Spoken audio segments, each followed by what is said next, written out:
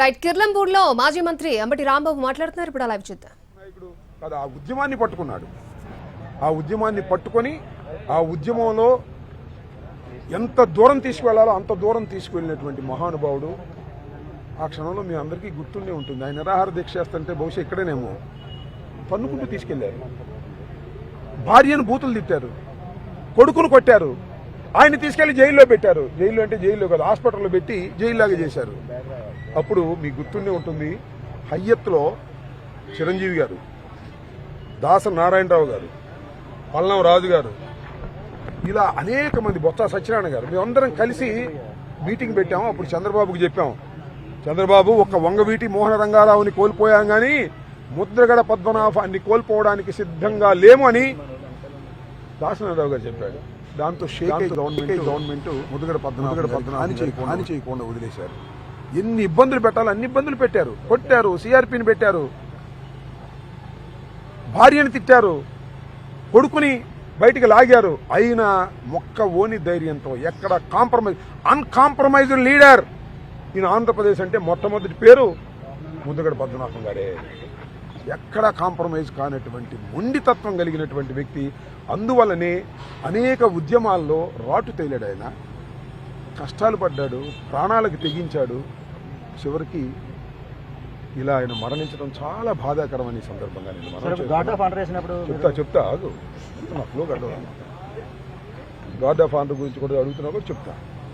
So అలాంటి ఒక గొప్ప వ్యక్తి, ఈ స్పెషల్ క్యారెక్టర్, అరుదైనటువంటి క్యారెక్టర్, వ్యక్తిత్వం. అలాంటి వ్యక్తిని నేను ఇంతవరకు చూడలా రాజకీయాల్లో. పదవి ఇస్తే కాంప్రమైజ్ అయిపోయేవాళ్ళని చూసా చాలా మందిని, డబ్బు ఇస్తే కాంప్రమైజ్ అయిపోయిన చూసా చాలా మందిని. పదవివ్వు, డబ్బివ్వు, ఏమిచ్చినా సరే నేను చేసే ఉద్యమం విజయవంతం అయ్యేంత వరకు నేను పోరాడతాను, ప్రాణాలు కోల్పోవడానికి కూడా సిద్ధంగా ఉంటాను అని చెప్పి నిరూపించినటువంటి వ్యక్తి ముద్రగడ పద్మనాభం గారు. ఆయన లేని లోటు ఎవ్వడు తీర్చలేడు. ముఖ్యంగా ఈజ్ ఐకాన్ ఇన్ కాపుస్. కాపుల్లో ఒక ఐకాన్ లాగా, ఒక దిక్చూచి లాగా నిలబడ్డాడు. ఆయన వెళ్ళిపోవటం నిజంగా రాష్ట్ర ప్రజానీకానికి, వైఎస్ఆర్ కాంగ్రెస్ పార్టీకి, కాపులకి చాలా తీరని లోటు అని నేను ఈ సందర్భంగా భావిస్తున్నాను. ప్రభుత్వ లాంఛనాన్ని మీరు అడ్డుకున్నటువంటి పరిస్థితి నేను అడ్డుకోవటం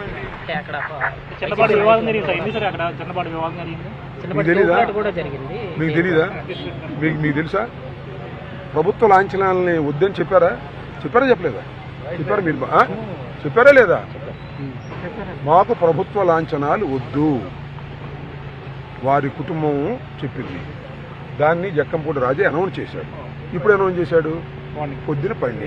అయ్యా, ముద్రగడ పద్మనాభం గారి కోరిక ఏంటంటే చనిపోయి, మీకు ఒక విషయం చెప్పనా, ఆయన చనిపోయి కూడా ఆయన ఏం చెప్తే అదే చేయించుకుంటున్నాడు. ఇవాళ చనిపోయి కూడా, ఆయన చనిపోయిన తర్వాత కూడా ఆయన ఏది డిక్టేట్ చేసి చెప్పాడో అదే జరుగుతుంది. ఇక్కడేగా దొడ్లో దానం చేస్తారు, కానీ నన్ను ఖననం చేయమన్నాడు. చివరి కొరకు తీర్చాలా వద్దా? ముద్రగడ పద్మనాభం గారి లాంటి నాయకుడి యొక్క కోరికని ఆయన ఫాలోయర్స్గా మేము తీర్చాలా వద్దా? కుటుంబం తీర్చాలా వద్దా? తీర్చాలి కదా. ఇక్కడే బాధ పెట్టారు. ఓకే సరే, ఇంకా కుటుంబ వ్యవహారం ఉండే, దాని జోలికి నేను పోదలుచుకోలేదు. నాకు ప్రభుత్వ లాంఛనాలు వద్దు ఈ ప్రభుత్వాన్ని చెప్పి చనిపోయాడు. అదే విషయాన్ని ప్రకటించాం. ఎందుకయ్యా ఎందుకు మీరు తుపాకులు పిచ్చుకొస్తారు? వద్దని చెప్పాంగా. ఆ కుటుంబం వద్దంది కదా. ముద్రగడ పద్మనాభం గారి కోరిక అది కదా. నాకు ఈ ప్రభుత్వం, ఈ దుష్ట ప్రభుత్వపు యొక్క లాంఛనాలు నాకు అవసరం లేదు అని చెప్పి చచ్చిపోయాడే. ఆయనకి మీరు లాంఛనాలు చేస్తామంటే ఏంది మీ ఉద్దేశం? ఏంది మీ ఉద్దేశం? ప్రభుత్వ ఉద్దేశం ఏంటి? ఏం చంద్రబాబు నాయుడు గారు మీ ఉద్దేశం ఏంటి? వద్దు బాబు అంటే మీరు తుపాకులు పంపించి, కానిస్టేబుల్ పంపించి మేము ప్రభుత్వ లాంఛనాలు చేస్తున్నాం ముద్రగడ పద్మనాభం చెప్పడానిక? వద్దు మొర్రు అని కుటుంబం చెబుతుంది. మేము చెబుతున్నాం, కాపును పార్టీ వాళ్ళని చెబుతున్నాం. ఇంతమంది చెబుతున్నా కూడా నలుగురిని పంపించి మీరు తుపాకులు పైకి పెట్టారంటే మమ్మల్ని గేల్ చేయాలనేగా. చనిపోయిన తర్వాత కూడా కక్ష సాధిస్తావేంటయా చంద్రబాబు గారు? చనిపోయిన తర్వాత కక్ష సాధిస్తావేంటి? చనిపోయిన తర్వాత వైరుధ్యం వదిలే, వద్దన్న పని నువ్వు చేసే కార్యక్రమం చేస్తున్నావు. అక్కడ కూర్చుని ఇక్కడ ఎస్పీకి, డీజీపీకి ఫోన్ చేసి వెళ్ళండి అంటే ఏంటది? వాళ్ళు ఊరిని వచ్చారా? వాళ్ళు తుపాకులు తీసుకుని వాళ్ళు వాద్యాలు తీసుకుని ఊరిని వచ్చారా? నువ్వు చెబితేనే కదా వచ్చింది. చెయ్యాల్సిన పనులు చేయరు ఈ హోమ్ డిపార్ట్మెంట్, చెయ్యాల్సిన పని పోలీసులు చేయరు. ఇలా తలగొరికి పెడుతుంటే వద్దు బాబు అంటే మేము వస్తాం అంటారు. ఏంది ఇది? నాకు అర్థం కాల. దుర్మార్గం అని చెప్తున్నా. చంద్రబాబు నాయుడు గారు, మీరు చనిపోయినటువంటి ముద్రగడ మీద కూడా మీరు ఆయన కోరిక తీర్చుకోకుండా కక్షపట్టి వ్యవహరిస్తున్నారే, దీనికి మీరు మూల్యం చెల్లించక తప్పదని కూడా ఈ సందర్భంగా నేను చెప్పదలుచుకున్నాను.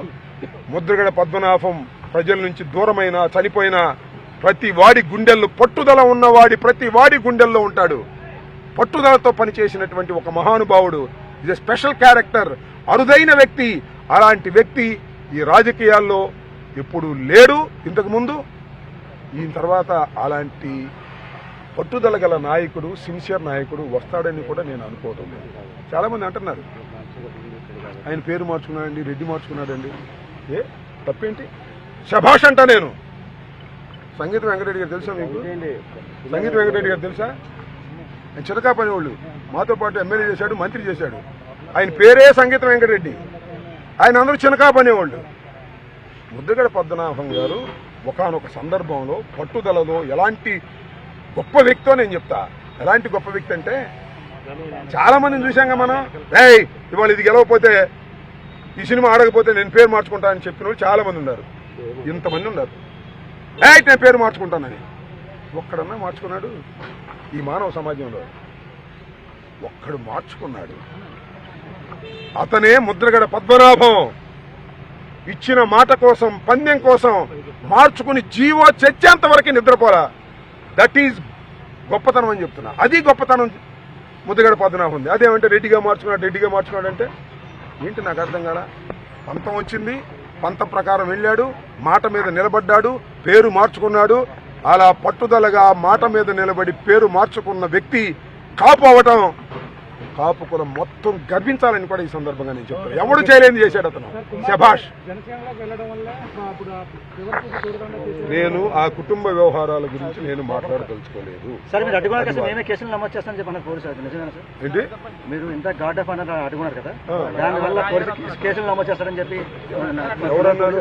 చెప్తున్నారు, పోలీసులు చెప్తున్నారు. చెబుతున్నారా? చేసుకోమన్నా కొత్త కేసులు. అసలు ఈ తెలుగుదేశం పార్టీ, కూటమి పార్టీ వచ్చిన దగ్గర నుంచి రోజు అన్నం తింటలేదయా, కేసులే తింటున్నాం. పెట్టుకోమని ఏం చేస్తాం? అసలు నా మీదకి ఎందుకు వాళ్ళ మీద కేసు పెట్టాలి? ఆంధ్ర వద్దు అని కుటుంబ సభ్యులతో మాట్లాడి ప్రకటించాం కదా, ఎందుకు వచ్చారు మీరు? మీ మీద కేసు పెట్టాలి ముఖ్యంగా. మా మీద ఎక్కడ కేసు పెడతారు? పెట్టుకుంటే మాత్రం ఏమన్నా ఇదే దోపిడీనా, దొంగతనమా, మర్డర్ చేశామా? అసలు ఎందుకు వచ్చారు మీరు అంటారా? పోలీసులు ఎందుకు వచ్చారు? తుపాకులు తీసుకుని. తప్పు కదా, వద్దని చెప్తే కుటుంబం పెట్టుకోమన్నా. తమ్ముడు పెట్టుకోమన్నా.